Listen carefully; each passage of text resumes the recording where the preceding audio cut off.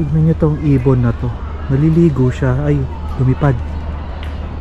Liguan pala ng ibon to. Kala ko fountain. Hello, kamusta kayo? Ako na naman to. Medyo nagkaroon ako ng lakas ng loob mag-vlog. Siguro dahil nakakain na ako at lunch break. Kaya medyo palagi ko nawala ang isip ko sa pagtatrabaho sa trabaho. Parang sabi ko makapaglakad-lakad nga, mag-lunch sa park. Ayan, dito sa Wendy's Secret Garden. Winter pa rin. First week ng August, medyo gloomy, malamig. Pero ang magandang balita dyan is 3 linggo na lang spring na. Kami naman ang makakaranas ng magandang panahon. Ma-enjoy ang outdoors, lakad-lakad sa park. Balik na uli ang mga panahon pwede mag-lublob sa beach. Kaya yung mga nasa Northern Hemisphere, Canada, US, nasa Europe, summer nyo, pero susunod kami naman. Baliktad naman. Panahon naman namin mag-enjoy sa araw. Parang maganda dun sa baba. Tignan natin kung anong meron. Yan ang magandang eksena gusto ko pagbaba doon. Paglabas ng tunnel, may liwanag. At makikita mo ang Harbor Bridge. Na nakikita ko siya, napapangiti pa rin ako kasi talagang blessing ni Lord at nagkaroon ng opportunity makapunta rito. So tuwing nakikita ko siya, yung Harbor Bridge, nagpapasalamat ako kay Lord. Binigyan niya ako ng pagkakataon makapag-apply dito. Nakaka-humble na pag nakikita ko siya, naalala ko yung mga, syempre, yung process, pag-a-apply, yung nararamdaman ko na sa sarili ko na kailangan laging alalahanin yung mga pinagdaanan noon at maging humble at huwag maging proud sa sarili na nagawa ko to dahil sa sarili kong effort, pero lahat to is galing kay Lord. Gloomy siya. Tawag sa ganyan, overcast sky. So kahit gloomy, overcast sky, malamig, basta hindi umuulan, okay ako, tatanggapin ko. So tignan natin yun na doon sa kabilang side. Yan, may mga bahayan. At yan nga, dahil yan sa maganda yung panahon, may mga students ba? Excursion, in-enjoy nila yung outdoors. So punta tayo dito. Yan. Okay, so dati sinabi ko kung libre ba yung mga nagpa-park na yan. Ang sagot, hindi. So i-apply mo siya sa council. Uy, merong nagre-repair dun. Ngayon ko lang nakita to Ngayon lang nakakita niyan. Dito tayo mag-vlog sa may Harbor Bridge. So maraming salamat sa lahat ng mga nanonood at sumusuporta sa aming channel. Malaking bagay at nakakataba ng puso at binibigyan nyo ng oras na manood sa aming channel at sana may natutunan kayo o di man is na-inspire, may natutunan tungkol sa pamumuhay dito sa Australia. So habang nagbabasa nga ako ng comment, may comment dito si Trish Travels PH. Maraming salamat sa iyong comment. So ang sabi niya, hello po, recent follower niyo po ako. Maraming salamat, shout out sa iyo. Ano po ang ma-advise ninyo sa mga waiting ng visa approval po? Ang tagal po kasi talaga, nakakakaba, baka hindi approved. Okay, Trish Travels PH. So maganda yung comment mo, yung nabanggit mo na para sa mga nag-aantay ng visa. So, i-assume ko lang na nasa last stage ka na, which is nag-aantay ka na lang ng visa grant. So, ang ma-advise ko, palagay ko siguro sa practical muna, is mag-ipon. Yung time na pag-aantay, ang positive dyan is may oras kayong mag-ipon. So, kung may trabaho kayo, kung may iba pa kayong mga negosyo, kung ano man ang mapagkukuhaan nyo ng pera, ipunin nyo. Kasi malaking bagay na marami kayong dalang baon dito, marami kayong bala. So malaking effect niya pagdating nyo rito kasi mas makakagalaw kayo, lalo na kung wala kayong kakilala rito, kayo lang, walang kamag-anak. Mas makakagalaw kayo, tipong mas marami kayong options saan kayo hahanap ng accommodation. May option agad kayo na makabili ng kotse kasi necessity siya rito, at saka magkaka-oras kayo in some way makapamili ng trabaho na gusto nyo. Ma-afford nyo yung oras na mag-antay ng tawag ng mga pinasahan yung application, na hindi kayo mangangarag, hindi kayo magpapanik. So importante yan, mag-ipon. Pangalawa is kung pamilyado kayo, maraming research tungkol sa paano nyo may enroll yung anak nyo, yung mga requirements. Marami siya pagdating sa pag-apply ng Centerlink, pag-apply ng bangko, Medicare, kasi buhol-buhol na requirements yan na kailangan para mai-enroll nyo yung anak nyo. So pwede nyong i-research yun.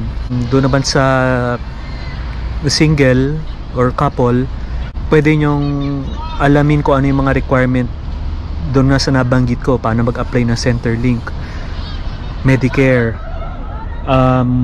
paano mag-apply sa bangko, ano yung mga requirements para mag-apply ng lisensya. So madami. Mas mabuti na yung handa kayo sa mga iyon pagdating nyo rito. Siguro ang maipapayo ko pa is i-estimate nyo kung kailan palagay nyo kayo mag-grant. Ano lang, rough estimate lang na flexible.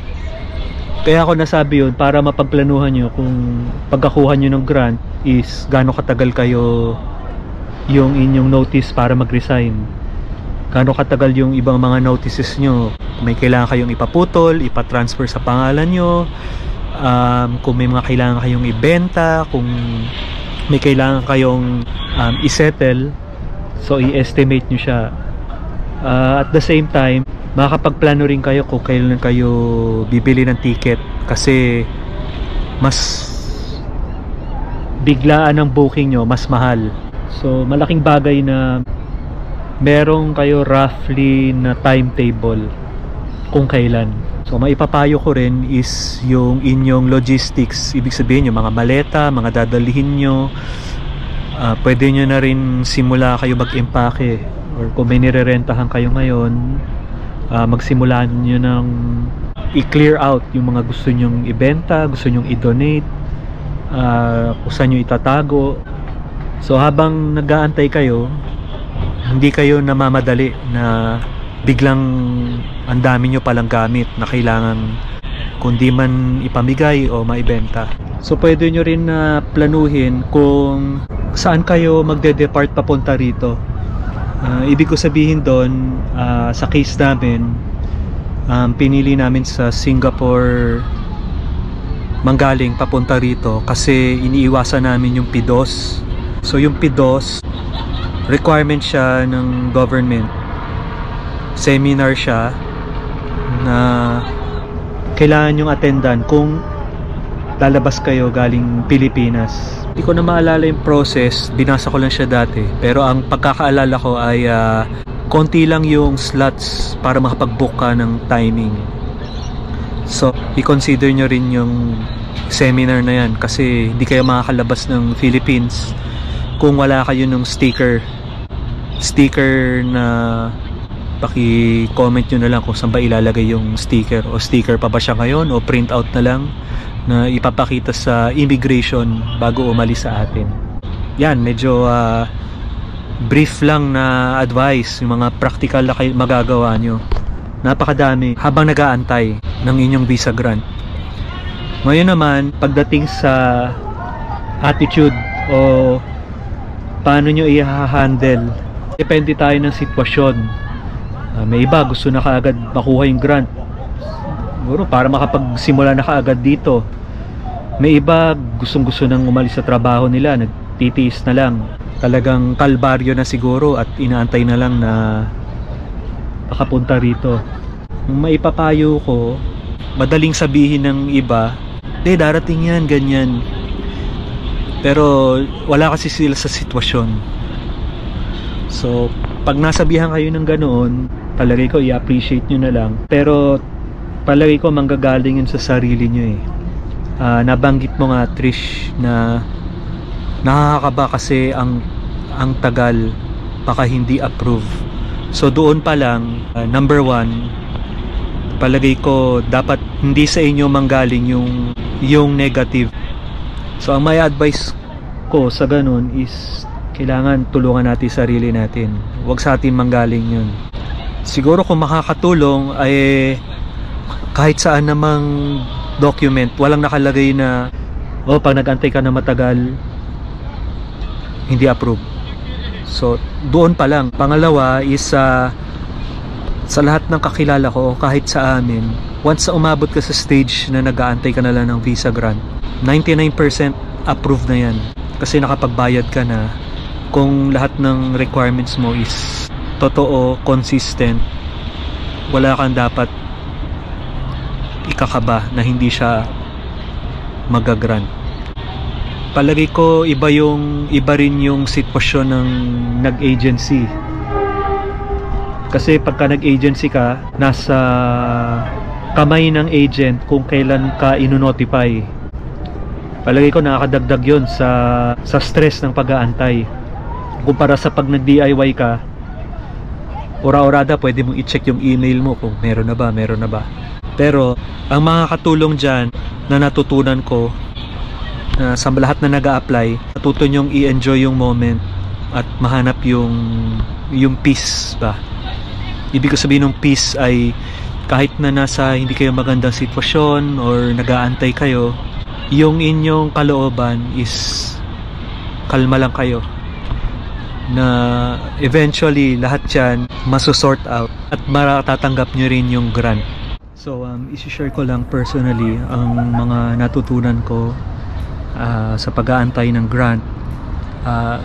First is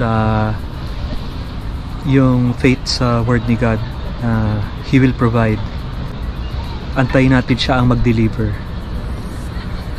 Pangalawa, natutunan kong maging nasa present.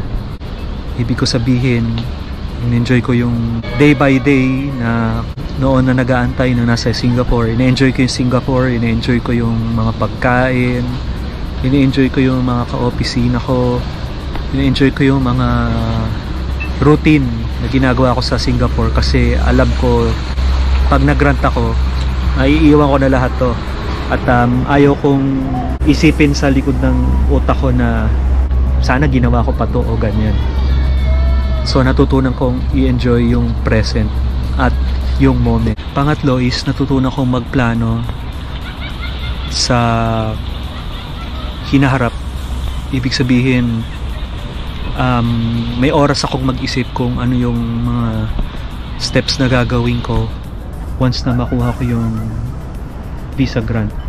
At ang pang-apat na natutunan ko ay yun nung nakarating na ako dito, na kahit na anong plano ang gawin ko, si Lord ang magtatawid sa atin. Kasi kahit na anong planong ginawa ko noon namin, nagkaroon ng COVID,